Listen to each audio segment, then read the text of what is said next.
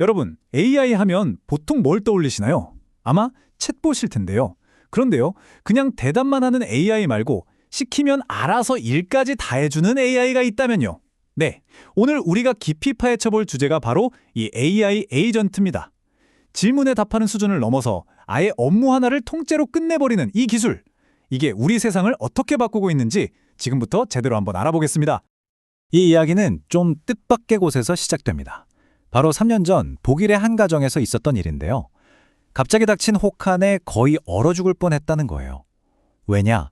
그동안 값싸게 잘 쓰던 러시아산 가스 공급이 딱 끊겨버리니까 난방 시스템 전체가 마비된 거죠. 이건 단순히 한 가정의 에너지 문제가 아닙니다. 바로 주권의 문제거든요. 네, 독일의 이 사례가 에너지 주권이 얼마나 중요한지를 극명하게 보여주잖아요. 오늘날에는요, 이 주권이라는 개념이 AI 기술로 그대로 옮겨오고 있습니다.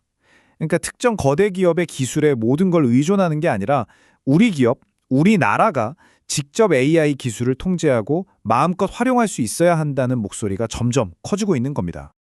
자, 그럼 이 새로운 AI 주권 시대의 가장 핵심적인 기술, 바로 AI 에이전트가 도대체 뭘까요? 그 개념부터 확실하게 한번 짚고 넘어가 보죠. 우리가 맨날 쓰는 챗 GPT처럼 이건 뭐야? 물으면 이건 이겁니다 하고 답하는 수준을 넘어서는 거예요. AI 에이전트한테는 그냥 목표만 딱 던져주면 됩니다. 예를 들어 시장 분석 보고서 써줘 하면 알아서 자료 찾고 데이터 분석하고 표 만들고 마지막에 보고서 작성까지 이 모든 과정을 스스로 끝까지 해내는 거죠. 아니 그럼 이렇게 똑똑한 AI 에이전트는 대체 어떻게 만드는 걸까요? 우리나라의 스타트업이죠. 업스테이지가 아주 재미있는 해법을 내놨습니다. 바로 두 가지 핵심 기술을 합치는 거였어요.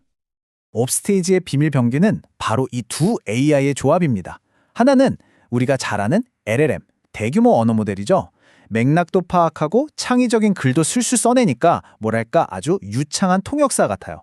그리고 다른 하나는 다큐먼트 AI라는 건데요. 이건 문서에 있는 글자를 토시 하나 안 틀리고 기가 막히게 정확하게 읽어내는 아주 정밀한 속기사 같은 녀석입니다. 업스테이지는 이 둘의 장점만 쏙쏙 뽑아서 합쳐버린 거죠. 자, 그럼 이 차이가 실제로 얼마나 클까요? 여기 이 사진 한번 보실래요? 예쁜 금형이라고 쓰여 있죠? 그런데 앞에 감그림이 있다 보니까 유명한 글로벌 LLM은 이걸 보고 맛있는 곶감이라고 읽어버립니다. 황당하죠? 이게 바로 그 유명한 AI의 환각, 그러니까 할루시네이션 현상이에요. 사실이 아닌데 그럴듯하게 말을 지어내는 거죠. 그런데 이 정확한 속기사랑 합쳐진 업스테이지 모델은 어떠냐? 복잡하게 생긴 저 명자까지 완벽하게 읽어냅니다. 기업에서 일할 땐 바로 이 정확성이 생명 아니겠어요? 자, 그럼 이 기가 막힌 기술이 실제 현장에서는 어떻게 쓰이고 있을까요? 첫 번째 사례는 바로 미디어 산업입니다. 이거 정말 재밌는 일화가 있어요. 업스테이지가 조선일보의 기사교열, 그러니까 오탈자 잡는 모델을 만들었거든요. 근데 성능 테스트를 하려고 조선일보 쪽에서 이게 정답입니다 하고 준 정답지가 있었는데 세상에 AI가 그 정답지에서조차 오류를 찾아내버린 겁니다. 사람이 만든 정답보다 더 정확했던 거죠. 이걸 본 사장님이 그 자리에서 바로 계약서에 사인을 했다고 합니다.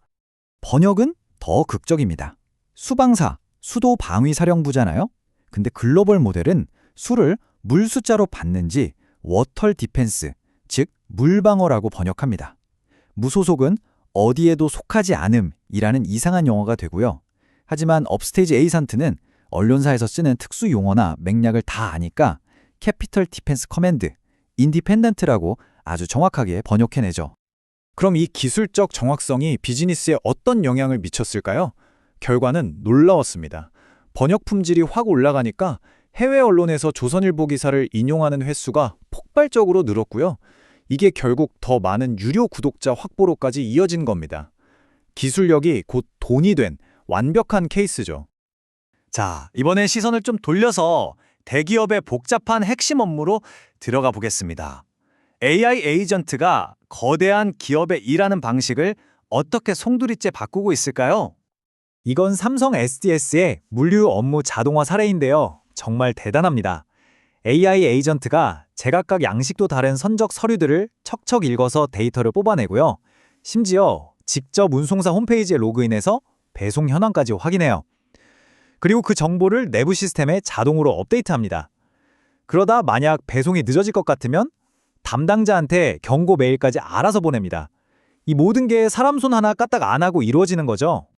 이 일에 AI가 들어오기 전에는요, 직원 6분이 매달려서 한 달에 210시간을 썼다고 해요.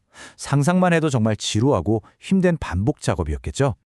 그런데요, AI 에이전트를 도입하고 나서 이 모든 일이 월 27시간으로 줄었습니다. 210시간이 27시간으로요. 이제는 딱 한 명이 전체 과정을 관리하면 충분해진 겁니다. 그럼 원래 이 일을 하던 분들은 훨씬 더 중요하고 창의적인 일에 집중할 수 있게 된 거죠. 이번엔 병원으로 가볼까요? 병원 가보면 의사 선생님이 잠깐 보시잖아요. 아침 해진 때 환자 한 명 보는 시간은 딱 2분인데 그 2분을 위해서 의사들은 전날 밤에 30분 넘게 환자 기록을 뒤져봐야 했습니다. AI 에이전트가 이 30분을 5분으로 줄였습니다. 여러 병원에서 온 양식도 제각각인 의료 기록에 심지어 의사들이 손으로 휘갈겨 쓴 메모까지 AI가 다 분석해서 핵심만 딱 요약한 보고서를 만들어주는 거예요. 의사들은 이제 서류 작업 대신 환자 치료에 온전히 집중할 수 있게 된 겁니다. 성공 사례는 이게 끝이 아닙니다. 한컴은 정부처럼 보안이 중요한 곳에서 쓸 수 있게 아예 내부망에 설치하는 AI를 만들었고요. 하나생명은 수많은 의료 영수증 데이터를 AI로 분석해서 세상에 없던 새로운 보험 상품을 개발하고 있습니다. 또 모두사인은 매달 50만 건이 넘는 팩스나 스캔본 계약서를 AI로 디지털화해서 관리하고 있죠.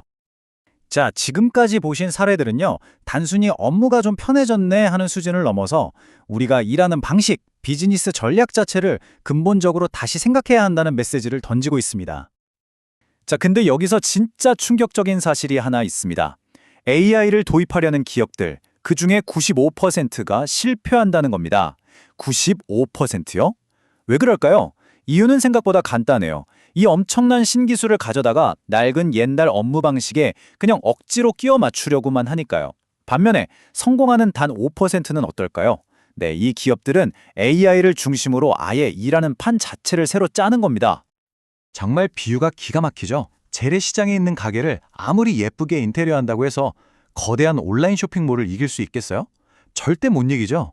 시대의 패러다임이 바뀔 때는요, 판 자체를 새로 짜야 하는 겁니다. 그래서 AI 도입의 진짜 가치, 진짜 ROI는 직원 한 명의 1시간을 아꼈다, 이런 단순한 비용 절감에 있는 게 아니에요. 그게 아니라 이전에는 아예 상상도 못했던 새로운 비즈니스 모델, 새로운 상품, 즉 우리 회사만의 완전히 새로운 역량을 만들어내는 데 있는 겁니다.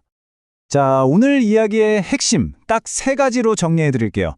첫째, 정확한 문서 AI 기술과 합치면 LLM의 고질적인 환각 문제는 충분히 해결할 수 있다는 것.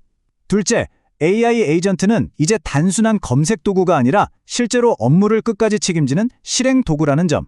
그리고 마지막, 이게 가장 중요합니다.